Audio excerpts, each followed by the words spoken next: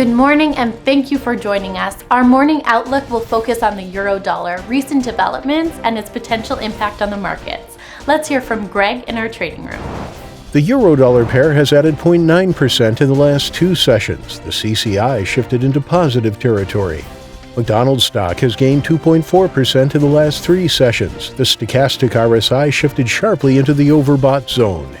The sterling-dollar pair has gained 0.5% in the last two sessions. The CCI is sinking and is currently giving a negative signal. The Aussie-dollar pair has added 1.5% in the last two sessions. The stochastic RSI shifted sharply into the overbought zone. Thank you for your insightful trading ideas. Moving on to world headlines.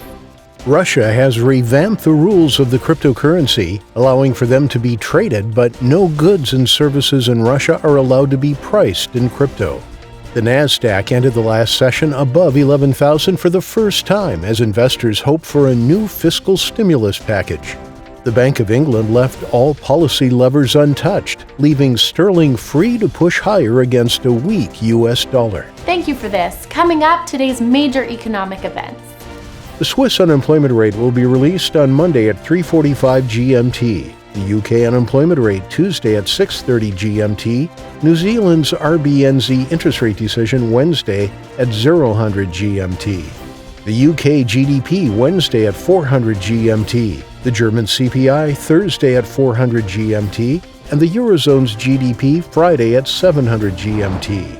We hope that you've enjoyed today's market outlook. On behalf of all of us here, we wish you a productive trading day.